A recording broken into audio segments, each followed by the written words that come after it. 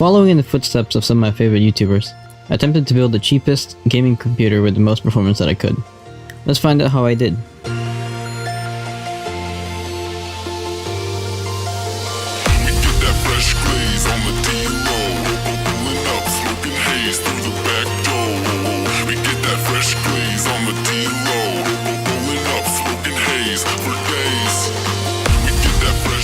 Hey guys, it's me again. Some of my favorite videos on YouTube are Let's Plays of games that I don't have time to play but still want to experience the story. My other favorites are budget PC builds. I especially enjoyed the series where 5 tech tubers competed with each other to build a PC with the best price to performance under $250. I was already subscribed to Brian from TechYESCity, and from there I found 5 new channels to enjoy and learn from. Just a little disclaimer, at the time of recording I definitely got lucky on some of the prices I paid. I looked at local Craigslist ads, Facebook Marketplace, and eBay, as well as Reddit Hardware Swap. This build may be a little difficult to replicate with today's prices, but you can always substitute a pre-built PC in with the bulk of the parts. Just upgrade the power supply and add in a graphics card, and for the most part, come out on top. So how did I do? Well, here's the list. This deal would not have been so cheap without a bundle deal I found on Reddit. The bundle included an Intel Core i5-750, a Gigabyte P55-1156 motherboard, a 4GB kit of G-Skill DDR3, an unknown tower style heatsink and a fan, and a 620-watt Seasonic modular power supply. I paid a total of $73 for these, shipped to me. I added a 1TB 2.5-inch hard drive for $25, also from Reddit. I got lucky and won another 4GB kit of RAM from eBay for $6 shipped. I bought a GTX 660 Ti from a local seller on LetGo for $30. As for the case, I found a cheap MATX Cooler Master case from Craigslist. It was a Masterbox Q300L and it was listed for $25, but it did not have the included rear fan. With all of that, the total build cost was $160 US. Now I didn't want to disappoint the yes man, so I went ahead and bought a Xeon X3450 from eBay for $18 and dropped it in the board with a BIOS update. The X3450 matches the i5-750 in clock speed, but the Xeon has hyper-threading. The case didn't come with any fans, so I put in some RGB fans I had laying around. However, for about $20, there's a 5-pack of 120mm fans from Amazon. I substituted some Horizon Tech RGB fans as these were my only spares, and it would not have been wise to run a computer without any airflow. Adding everything up, the total cost of the tower itself was under $200.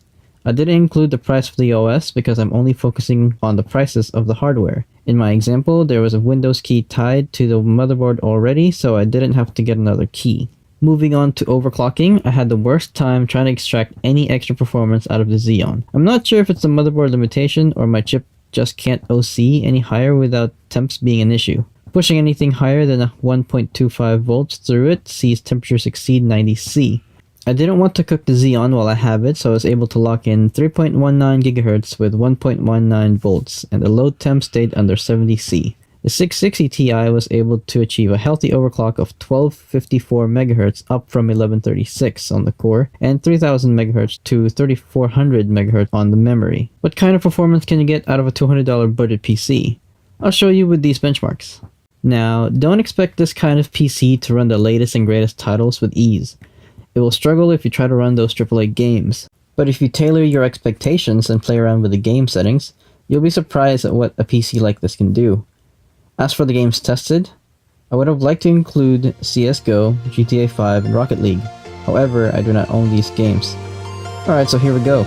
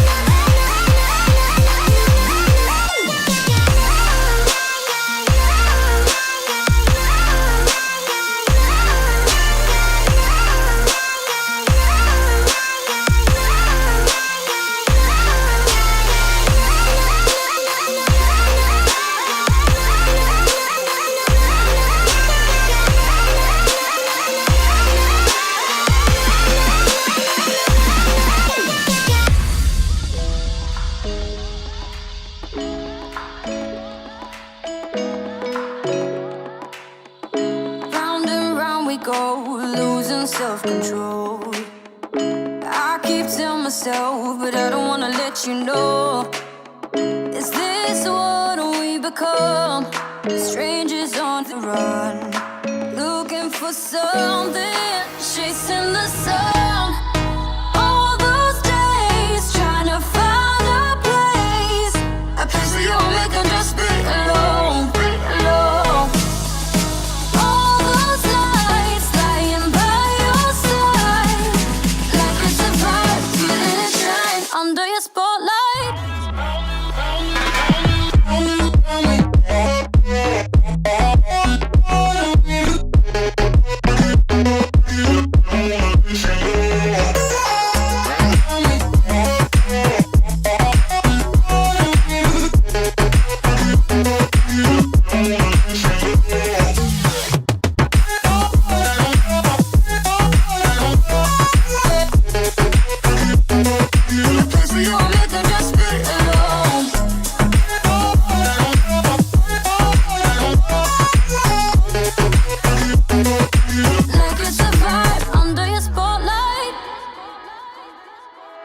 That's the way every day goes. Looking back, I know we started falling.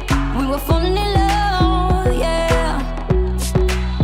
Took my heart and you rode off. Was a feeling never enough for you, baby? When you left me chasing you, chasing you. Trying to find a place where we can be.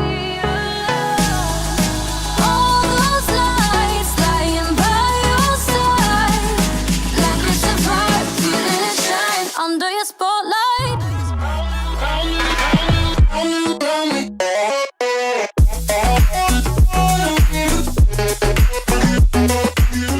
To conclude, it's definitely possible to get a great gaming experience with a low-budget PC like this. With the addition of a cheap keyboard and mouse combo like this, along with this bestseller on Amazon, the total setup cost would be around $350. However, if you wanted to get into PC gaming and you only had $200 to spend on a tower, I wouldn't recommend doing it this way. You can get comparable, if not better, gaming performance going the pre-built route like the other tech tubers are recommending. Hope you enjoyed this video. Let me know how I did, what would you have done different, and thanks for watching.